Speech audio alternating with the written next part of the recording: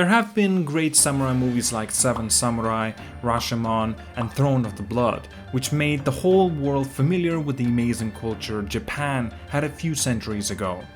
Just like movie industry, video game developers had also had their takes on the samurai with games like Nioh, Way of the Samurai, and more. Even though they are great games, none have been able to portray a story, environment, and culture as perfectly as Sucker Punch did with their latest title, Ghost of Tsushima. You are a samurai, bound to uphold a code. To live, fight, and die with honor. Ghost of Tsushima delivers a more vivid samurai tale, giving the life to some of the legendary characters and portraying their beauty of the Japan. This makes Ghost of Tsushima the best samurai game to have ever been created. I've never seen a samurai fight like that. The game is not just the best samurai game, but also one of the best action-adventure open-world games. And today, I wanted to celebrate a 1-year anniversary since its release on July 17, 2020.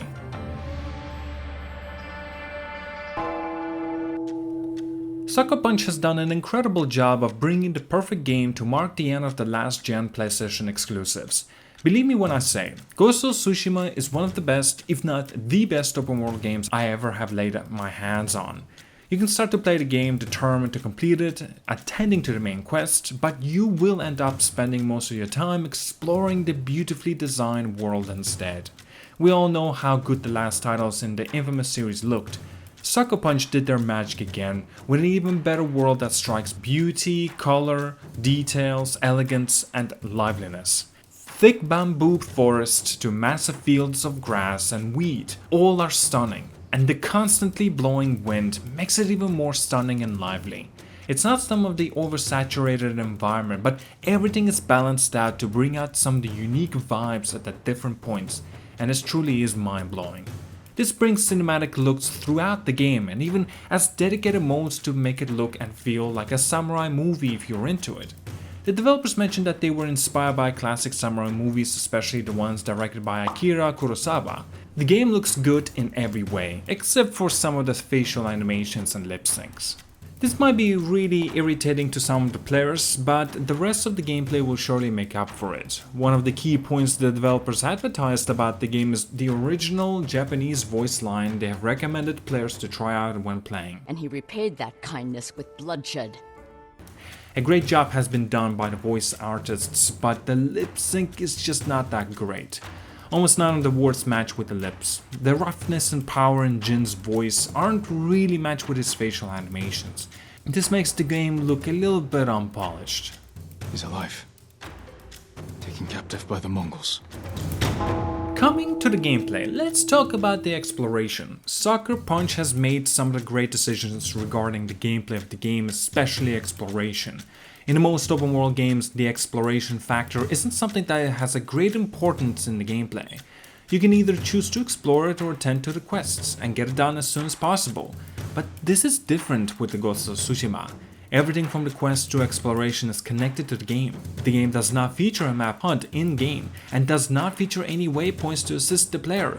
Ghost of Tsushima takes a whole new approach in navigation, and it is perfect.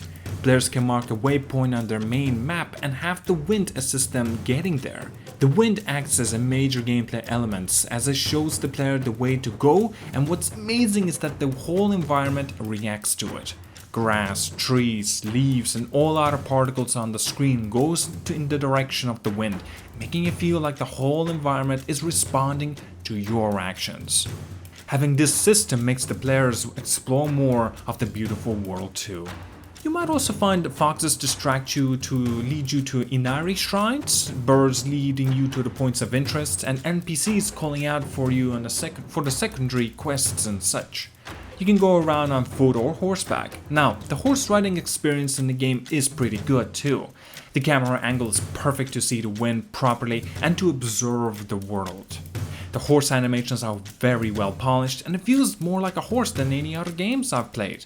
On-foot navigation is so good but nothing really special, but I will talk about the climbing in the game. It's just unfortunately not that great. The animations are off and feels weird to the player, at least to me. The jumping animations look and feel good but do not make up for the bad climbing. The The game's map is also considerably big and is filled with a lot of quests and the activities. However, the quests are a different story, and I will come back to it after discussing the combat system or mechanics of the game. Ghost of Tsushima is obviously a combat heavy game that a lot of actions happen, and I really do not have any complaints about its combat mechanics, only compliments.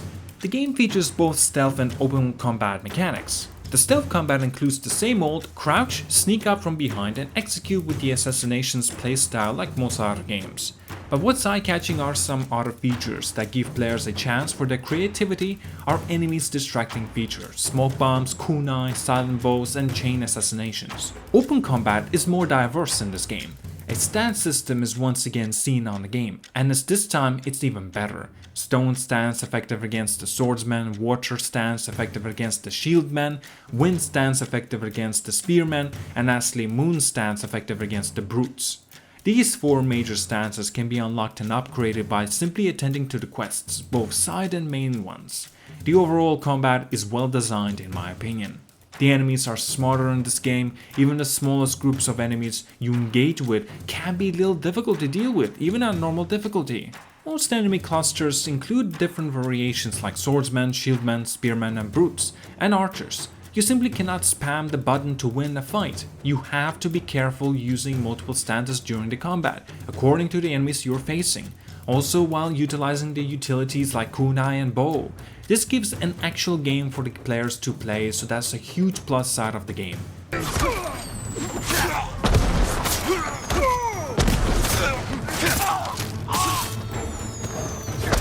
Another great thing about this game is the extreme customizability of armor and gear. You can acquire armor and outfits by simply completing a variety of quests. You can still change how those armors look by changing the colors using the ingredients you collect throughout the game. There's a lot of types of armors to fit your playstyles and your choices are very flexible.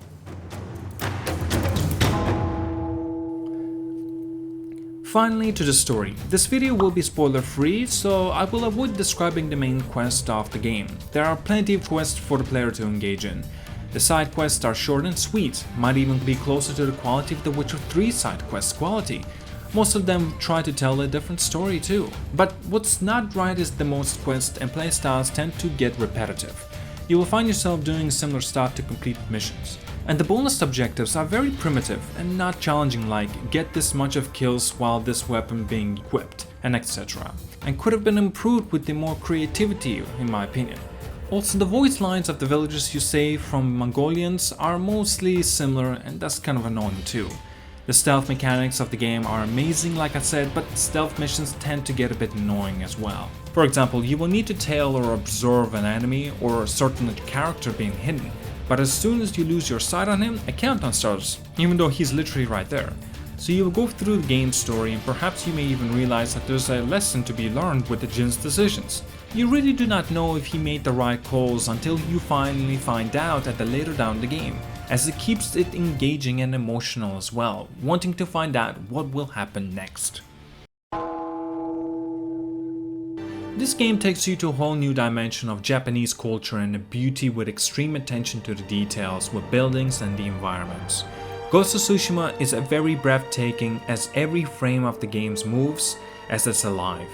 With 1 year already under its belt, seeing all the patches and fixes the game already is in an amazing position, and it's perfect time to play this phenomenal experience including the 60 FPS on the PlayStation 5. Sucker Punch really did manage to pull off an amazing game to end the last gen exclusives. The game also features incredible online mode by the name of The Legends, and that also includes the survival, raids and more with additional replayability value that can really get you addicted.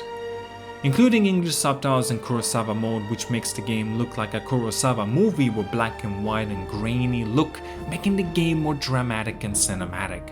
The sound design of the game also matches with the beautiful aesthetic of the game.